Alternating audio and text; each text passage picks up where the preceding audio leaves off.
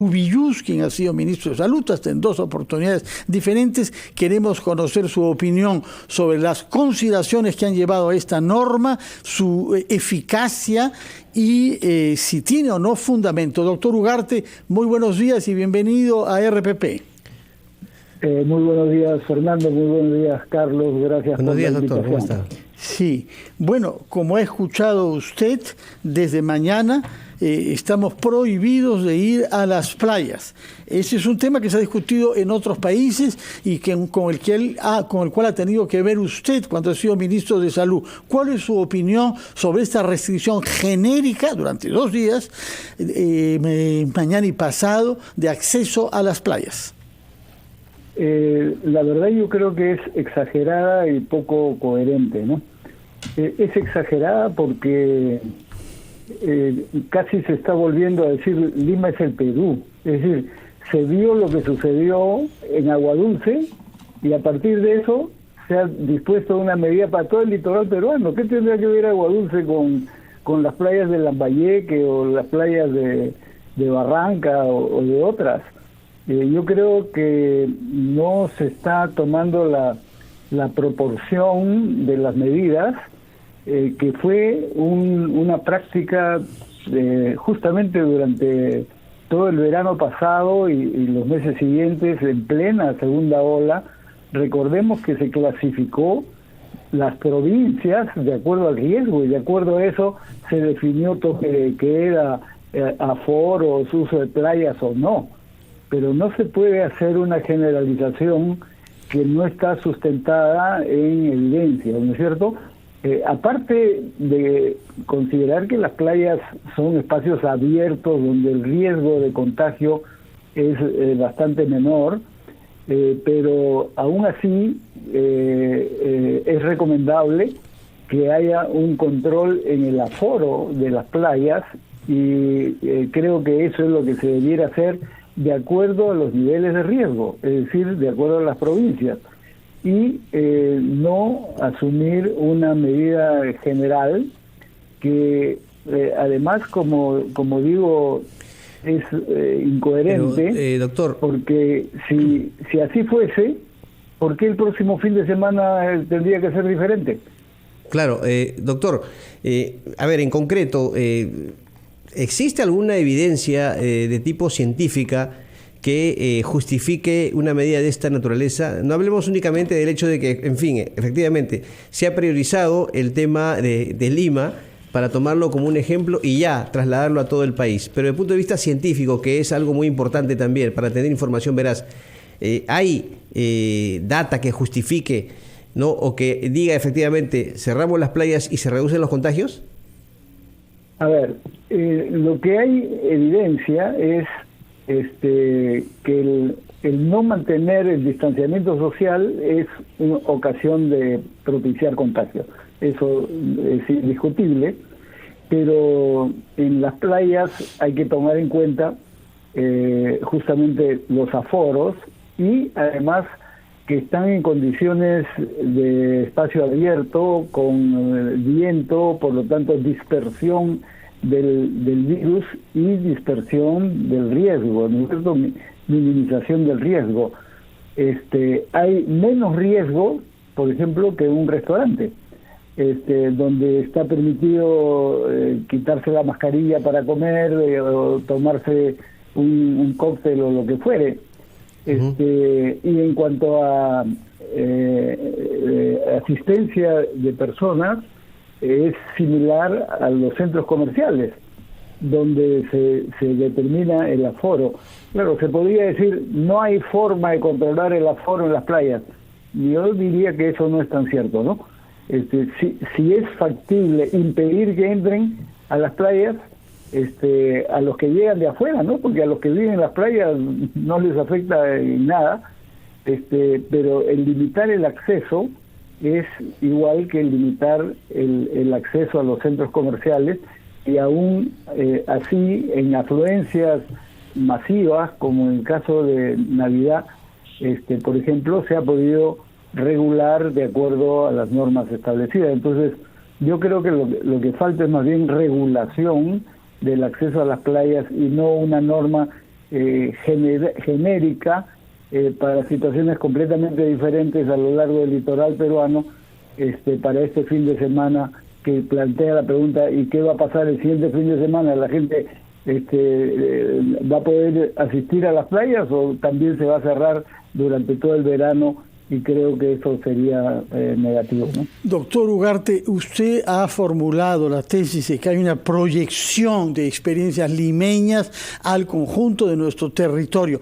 Ese argumento se ve reforzado cuando uno toma en cuenta que no se trata solamente de playas, sino también de ríos, de lagunas y de piscinas públicas. Yo quisiera saber en qué ríos peruanos hay aglomeraciones que justifiquen esta decisión. ¿Por qué se está decidiendo eso respecto de las costumbres que pueden tener nuestros compatriotas en Huancaya o en algunas orillas del río Mantaro? Es que hay evidencia de que eso pone en riesgo el contagio. Efectivamente, sabemos dónde está el riesgo. De manera que yo le pregunto, y lo mismo vale para lagunas, si no más, una que otra laguna en el Perú es usada masivamente, pero en general son costumbres locales que se practican sin aglomeración. Por eso la pregunta es, usted que conoce el Ministerio de Salud por dentro, ¿cómo es que se toma esta decisión? Porque hubo una reunión hace un par de días con autoridades de la municipalidad, estuvo invitada, creo, la Defensoría del Pueblo también, y de la Fuerza Armada, y estuvieron de acuerdo con una decisión que fue confirmada ayer en el Consejo de Ministros. Pero hemos visto que hay alcaldes en varias regiones que están rechinando un poco los dientes porque no ven cuál es el fundamento de eso. Explíquenos cómo es que se elabora una ley así, quién la prepara y qué evidencia científica la fundamenta. A ver, el proceso es una evaluación de equipos técnicos que definen comportamientos en función de riesgos, ¿no es cierto? Pero a eso voy. Ya se avanzó. Mire, cuando recién empezó la pandemia, la decisión fue muy drástica, ¿no es cierto? Cuarentena total en todo el país. Y el país no soportó.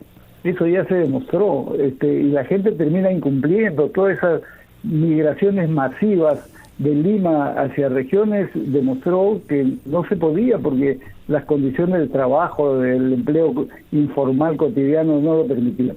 Bueno, luego se pasó, y eso es lo que hemos aprendido y creo que ha sido una buena lección, el definir de acuerdo a niveles de riesgo. Se definieron 4 niveles: moderado, alto, muy alto y extremo.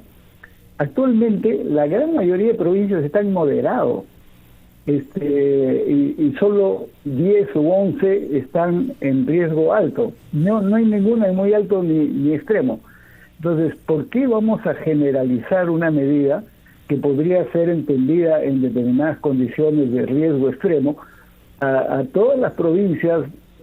Y como bien señala Fernando, no solo del litoral, porque está lagunas, ríos, no se entiende. Piscinas ¿no públicas que pueden ser controladas manifiestamente. Absolutamente. Hay control para entrar, uno tiene que ducharse y eventualmente pagar. Si hay control ahí, no veo por qué no se puede regular el flujo. Permítame, por favor, doctor Ugarte, ir a una pausa, escuchar a los anunciantes y retomamos nuestra entrevista con usted sobre este punto, la restricción del acceso a playas, lagunas y ríos, y el tema genérico del momento que estamos atravesando en la pandemia.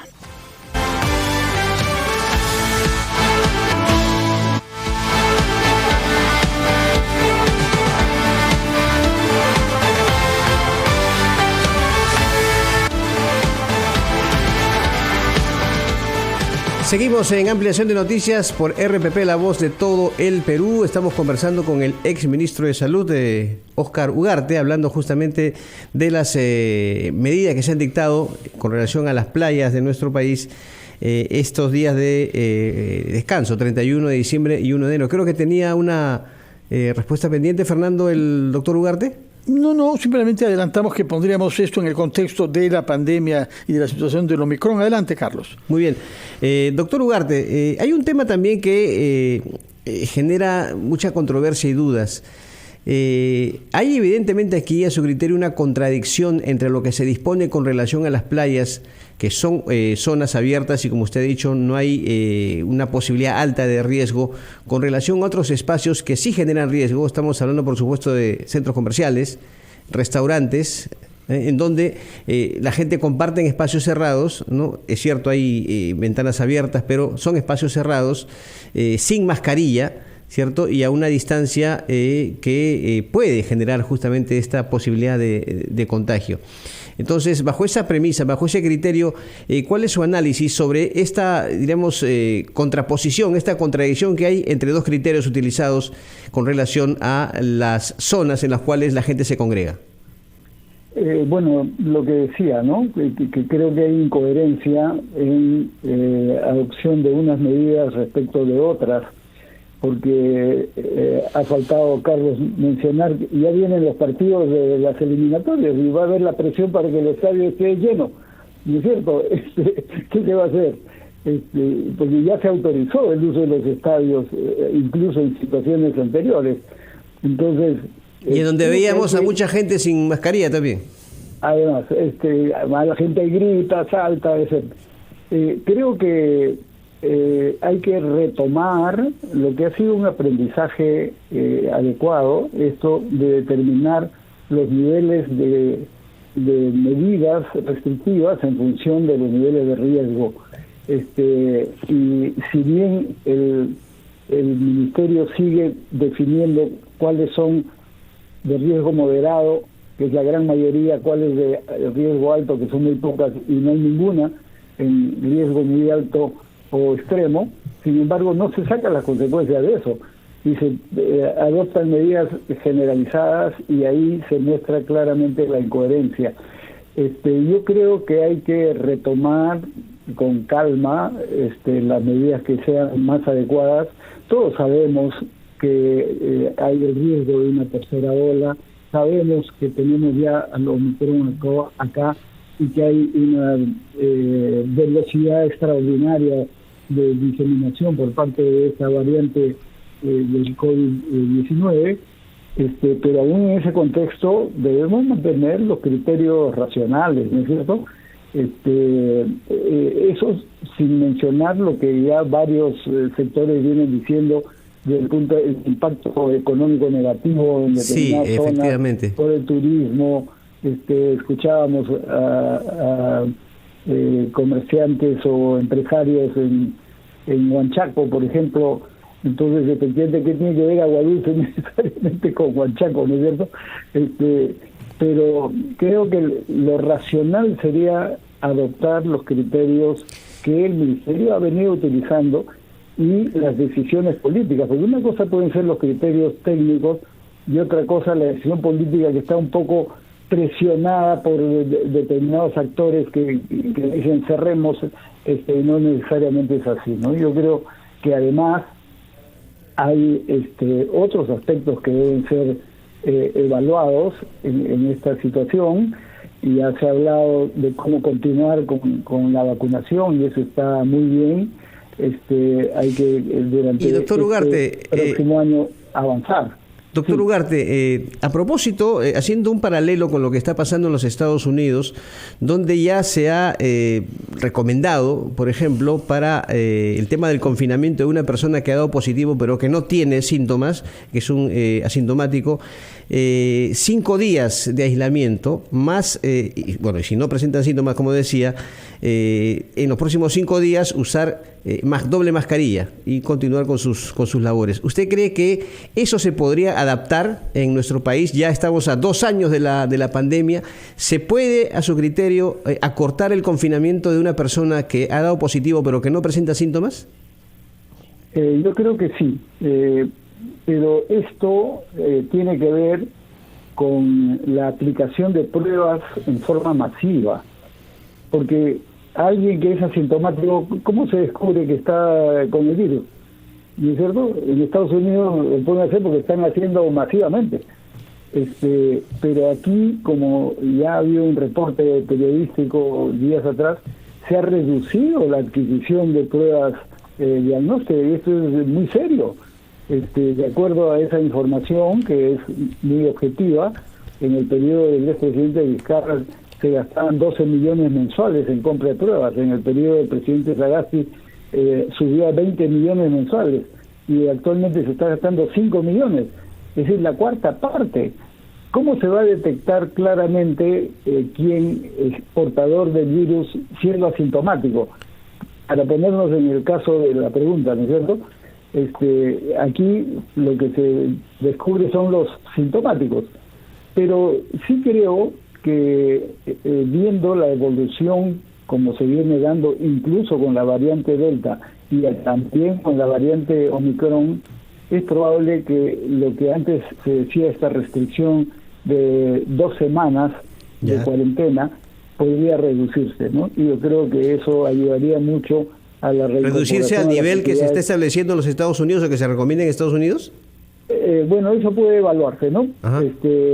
Porque también hay otros países que han definido, respecto a lo que ha dicho el CDC, no necesariamente 5 días, puede ser unos días más, pero creo que sí debe replantearse, y para eso está el Instituto Nacional de Salud, que debe hacer la evaluación correspondiente, porque de repente, efectivamente, la norma se podría modificar y no tener esta decisión de hace ya más de un año de que la cuarentena es por 15 días. Doctor Ugarte, a propósito de las pruebas de despistaje, nos ha revelado usted que ha caído el presupuesto para comprar esas pruebas, que se están haciendo menos por mes, menos de lo que se hacía antes, lo cual es lamentable naturalmente, pero una pregunta que se plantea con mucha frecuencia en vista de la alta tasa de contagio del Omicron es: ¿qué prueba se puede hacer uno rápidamente si ha tenido contacto que sabemos después que se revela contagioso? ¿Cuántos días hay que esperar o cuántas horas antes de hacerse algún tipo de prueba para saber si uno está contagiado o no? Bueno, el supuesto del contagio es si uno ha estado con alguna persona que se sabe que es portadora del virus, ¿no es cierto? Se supone que a las 48 horas ya debería aparecer en los tejidos, en las mucosas de la persona, una cantidad suficiente de virus para que sea detectado por la prueba. Y ese es el periodo en el que debería hacerse las pruebas para descartar si uno es portador o no. 48 horas después de un contacto. Así es. Ahí ya debería aparecer en forma positiva o descartarse, ¿no? Como sabemos, ahora tenemos mucho más facilidad para hacer la prueba molecular, y algo que no teníamos el año pasado al inicio de la pandemia, que es la prueba antigénica. Y lo que ya se ha descartado para este fin son las pruebas rápidas, eso se demostró que no tenía mayor interés. Pero yo creo que esto está vinculado a otro tema, y como recordará Fernando y Carlos, yo he venido señalando ya desde hace algún tiempo que había un riesgo que se apruebe un presupuesto para el año 2022 por debajo del presupuesto del 2021. Lamentablemente esto ya se realizó, es decir, el Congreso ha aprobado un proyecto, el presupuesto que va a empezar a partir del 1 de enero, que es de 22.200 millones. Es el presupuesto con el cual está terminando el año 33.000 millones. Es decir, lo que se ha aprobado es 11.000 millones menos. ¿Y en qué se va a reducir? Con toda seguridad se va a dejar de contratar personal, se va a reducir la adquisición de pruebas diagnósticas o plantas de oxígeno o el mantenimiento de las mismas. Y me parece muy importante porque esto ya son datos oficiales. Por ejemplo, se ha hablado mucho de que hay que defender y proteger la salud mental, y con toda razón, ¿no es cierto? Pero el presupuesto de salud mental del año 2021 es 204 millones. El aprobado para el 2022 es 176 millones. Se le está recortando 27 millones. Pero usted está comparando el presupuesto inicial con el presupuesto al fin del año, con los aumentos que se hacen en el curso de los meses, ¿no? Sí. Habría que compararlo más bien con lo que se presupuestó inicialmente, independientemente de los aumentos que se consiguen durante la gestión. pero ese es el criterio equívoco para formular el presupuesto, porque efectivamente uno no puede comparar con el inicio del año anterior, porque uno está terminando con un conjunto de actividades, acciones presupuestadas a diciembre. Si empezamos con un presupuesto más bajo, diciendo, no, luego lo vamos a incrementar, va a suceder lo que sucedió este año. Los 3, 4, 5 primeros meses son de angustia y de estrechez total. Se deja de contratar personal, se deja de pagar una serie de adquisiciones que se vienen haciendo, aunque después se incremente, ya es tarde. Porque eso se paga en incremento de contagios, mala atención, etcétera, ¿no? Entonces, yo creo que este es el momento en el cual hay que rectificar e incrementar el presupuesto que sea necesario, particularmente en cosas tan sensibles como el tema salud mental. También el programa de cáncer se ha reducido de 343 a 281 millones, esto es 62 millones menos. El programa de tuberculosis y VIH se ha reducido también. Estos son programas que no necesariamente se incrementan como se incrementa, por ejemplo, la lucha contra la pandemia, porque son programas permanentes. Entonces, reducir presupuesto es reducir personal que trabaje en eso, medicamentos que se compran, etcétera. Y me parece un problema bastante serio que tiene que ser asumido, y yo creo que todo el mundo va a estar de acuerdo en lo que se dice, pero que no necesariamente se hace. Doctor Ugarte, el sector salud con mayor presupuesto. Doctor Ugarte, sí, una última pregunta de mi parte. Usted ha sido ministro de Salud y quería preguntarle sobre el tema del retorno de los alumnos a las clases presenciales. Hay una política que se ha establecido en coordinación, bueno, eso es lo que se señala, aunque hay algunas discrepancias entre el Ministerio de Salud y de Educación. Pero usted, en su condición de exministro y como médico, sabiendo de esta situación, ¿cree usted que hay una base científica para establecer que solamente los alumnos retornen 4 horas a clases presenciales? Sabemos que los colegios, ya se ha dicho, no son focos de infección. Obviamente hay que guardar las medidas de prevención. Pero ¿usted está de acuerdo con este límite que hay de solo 4 horas para los alumnos en clases, en aulas? No, yo creo que ese es un error. No soy especialista en educación, pero es obvio, porque ya la experiencia así lo demuestra, que pero también es importante un punto de vista de la salud, ¿no? Desde el punto de vista sanitario. Sin duda. Y la salud, digamos, el primer criterio por lo cual se busca que regresen los alumnos es justamente la salud mental. Es decir, socializar con otros niños, con otros chicos, evitar lo que ha venido siendo por más de un año, que es el aislamiento en casa, ¿no es cierto? Pero eso implica poder socializar y por lo tanto espacios de recreo. De acuerdo a lo que se ha aprobado, entiendo que ni siquiera va a haber recreo ni posibilidades de consumo de alimentos. Uh-huh. Y eso me parece una tremenda limitación, y creo que se puede perfectamente ampliar a 5 horas o 6, en fin, eso se puede determinar en función de las necesidades justamente de socialización de los niños y un mejor aprendizaje, porque sin recreo, sin posibilidad de ingesta de alimentos, ¿cómo van a estar 4 horas permanentemente los chicos, sobre todo los chicos más pequeños, los de primaria, ¿no? Entonces, muchas gracias.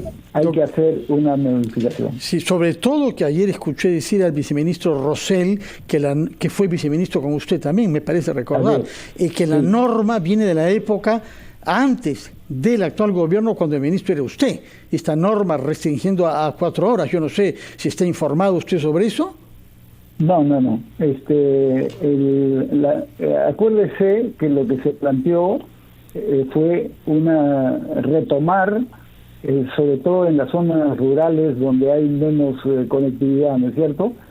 Pero lo que se planteó fue una reincorporación progresiva, y eso es lo que ahora ya se puede hacer sobre todo porque ahí la condicionante era la vacunación. Claro que ahora sí. Ya todos los maestros están vacunados, los alumnos están en buena hora. Muchas gracias, doctor. ¿no? Muchas gracias, doctor Óscar Ugarte, por sus opiniones sobre las 4 horas de las clases, sobre el presupuesto y también sus reparos a esta ley que prohíbe acceder a las playas, a las lagunas como la Pacapaca y la Yarinacochas y los ríos de nuestra selva, que estarán sorprendidos de saber que se les prohíbe en función de lo que pasa en agua dulce. Muchas gracias y muy buenos días. Vamos a hacer una pausa, titulares de la media hora y anunciante RPP, antes de retomar la ampliación de noticias.